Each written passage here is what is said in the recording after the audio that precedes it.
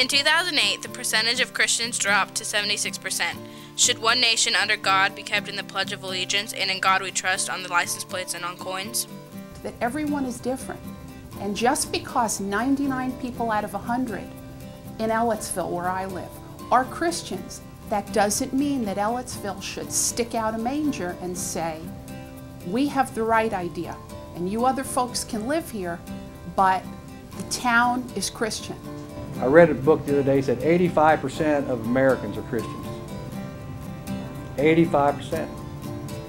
And if we look at the way this country was formed, this is the only country in the world today that Christianity was at the roots of the founding of the country, is in the roots of the government. And if you look at our Constitution, our Bill of Rights, our Declaration of Independence, all of it comes from Scripture.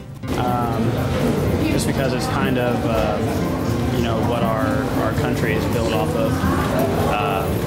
You know, we have a lot of different beliefs and religion, I understand that, but, you know, I think that, you know, it should probably stay in there because it gives us a sense of unity as far as the country goes.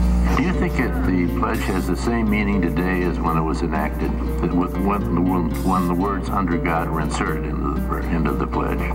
It's an important question because the reference to "under God" in the pledge, as numerous decisions of this court have indicated, it is an acknowledgement of the religious basis of the framers of the Constitution, who believed not only that the right to revolt, but that the right to vest power in the people to create a government came as a result of religious principles. In that sense, the Pledge of Allegiance is today, that has that same significance to this country as it did in 1954 when it was amended. In 1954, "Under God" was added in the pledge after a campaign by the Knights of Columbus. I think it should stay in the Pledge of Allegiance. I like the phrase, and I think it represents the historic nature of our nation and the founding fathers' desire to acknowledge the power of God who was at work in this founding. So do I think that "In God We Trust" should be in the Pledge of Allegiance? Of course not, because this is a case of the government imposing a religious view on the populace. Theodore Roosevelt sought to remove it when the currency was redesigned under his presidency, but he had to back down under political pressure from the church people. I like it on currency, and I also like it on the license plate. The license plate is voluntary. You don't have to buy a license plate with that on it, so you know that should give people an option there. Every time I'm driving and I see one of those little "In God We Trusts," I'm horrified, horrified. It is a blatant abuse of power by the legislature, legislators who don't seem to care that in the United States, hello, we separate church and state. You'll learn that the separation of church and state, as we often use it today, was not the intent of our founding fathers. It was more that the government would not interfere with the church. It was never to form some kind of a separation that neither one would interact with the other, but where so many governments around the world dictated or mandated certain religions, the government here was not going to do that. We have the freedom of religion. But I don't think it violates at all the separation of church and state. The union of government and religion tends to destroy government and degrade religion. It's bad for both. And so that's been the long tradition of America. And therefore, to try to sneak these things in and promote religion is unconstitutional. One of the points about freedom of religion also means freedom from religion. Not everyone does trust in God. In August of 1892, Francis Bellamy wrote the Pledge of Allegiance. On October 12, 1892, the pledge was put into schools to be recited by students, teachers, and faculty. I think the pledge is the pledge, and if you're an American citizen, you recite the pledge as it is. I don't think that would be a violation of one's personal beliefs. If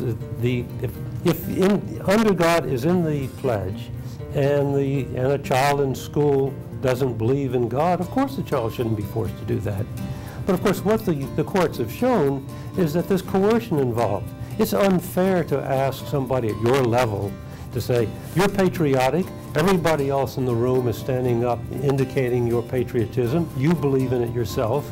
And why should you be put in a position where you have to choose between expressing your sincere belief and your pledge to the country, and this violates your religious belief? A sense of proportion should also guide those who police the boundaries between church and state. Not every mention of God in public is a breach to the wall of separation. Context matters. It is doubtful that children reciting the Pledge of Allegiance feel oppressed or brainwashed as a consequence of muttering the phrase, "Under God." I didn't. We're a Christian nation. We have oaths today. One of them is, "So help me God." In our currency, let's say it says, "In God we trust." All the currency we have today says, "In God we trust."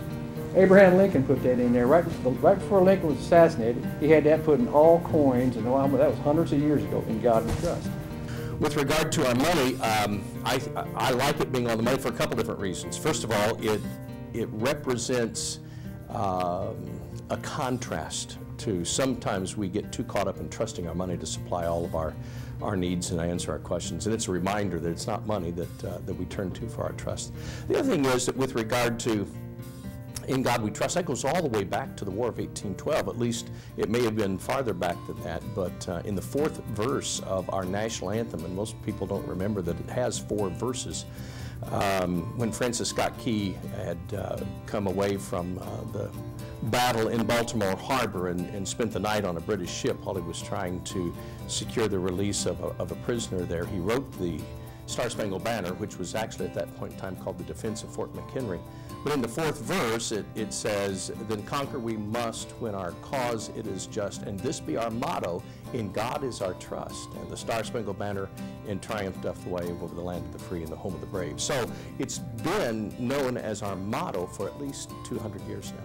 This controversy has been going on for years now. Should one nation under God remain in the Pledge of Allegiance and "In God we trust" on the currency and license plates?